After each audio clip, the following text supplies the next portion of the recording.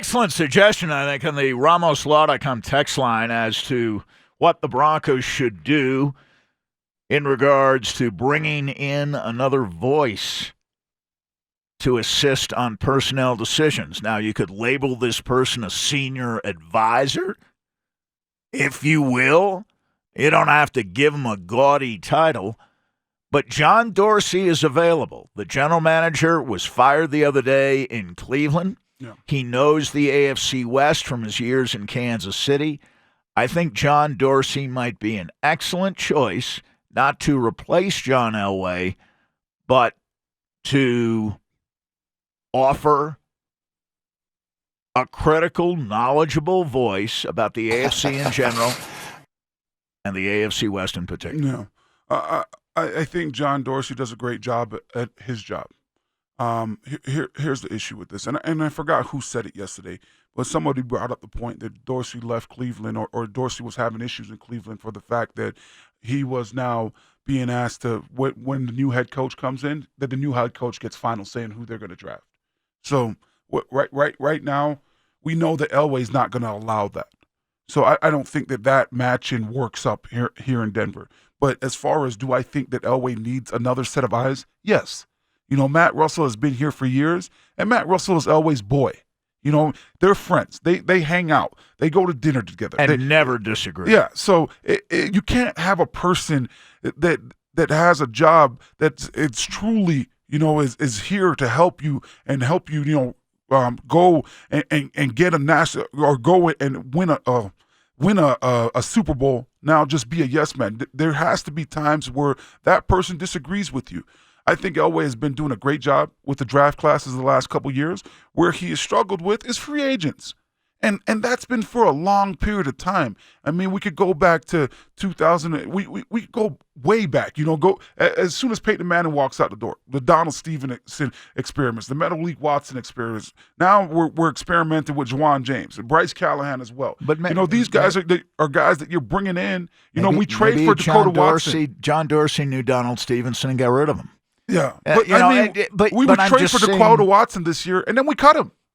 Like, what do you mean? What are we trading for people? I understand. I'm just saying Dorsey is another voice that would not necessarily have final say, but would say to John Elway, whether it's free agency or the draft, you don't want to go there. If he doesn't want to be the guy, if he's coming in, I don't know where he is going to be the guy. Carolina, Sandy. Maybe, if he's coming they get in, rid of the GM, if he's going to come in and do exactly what you're saying. And be that other voice and be a guy where you consult with, yes, that's what I'm saying. Absolutely. He's a senior advisor, a consultant. If he's willing to take that role, absolutely. He keeps his hand in the game that way. Yeah. If he wants to work again, presumably he does. That's the way to keep your foot in the door. Still, mid-50s, late 50s, you're still in the game. Yeah, instead you don't of have final getting away say. from it You're not for a running little bit. The team. Yeah. You're in the game. Instead of getting away from it for a little bit, absolutely. But the big thing for me with John Elway is you can't, basically, Sandy, you can't write on the wall in a blue marker and now tell me that you just wrote on the wall with a purple marker or a red marker.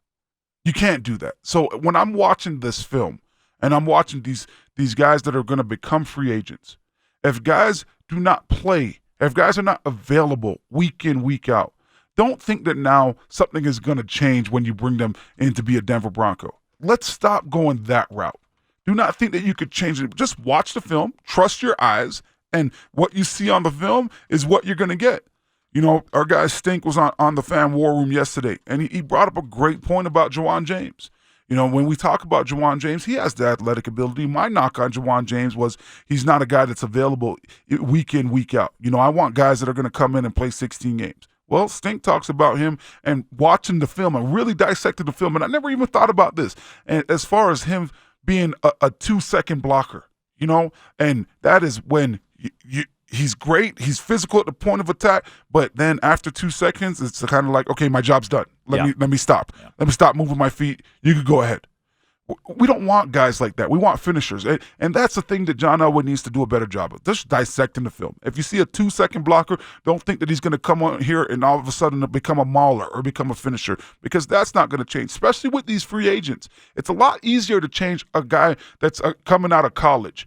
Because you get here, they say, hey, you know what? I don't care what your coach has taught you. That was wrong. You're going to do it my way or the highway. And guys are young, so it's easier to mold these guys. But when a guy has played 4 years in the league, or when a guy's played 3 years in the league, he kind of, at that point, is stuck into his habits, and he's going to revert to, no matter what, of doing things his own way and going back to what has made him somewhat successful.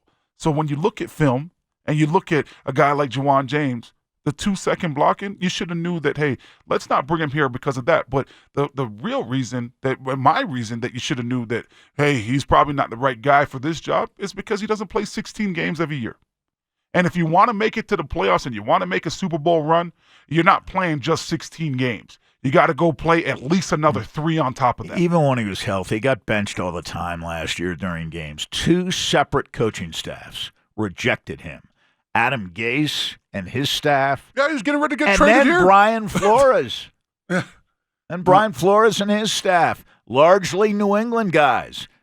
They have a pretty good sense of talent. Brian Flores said no way to Juwan James in Miami. To 2 re-sign him. separate coaching staffs said he was not worth bringing back. Yeah. The old one and the new one agreed. Maybe not on a lot. They sure agreed on Juwan James, though.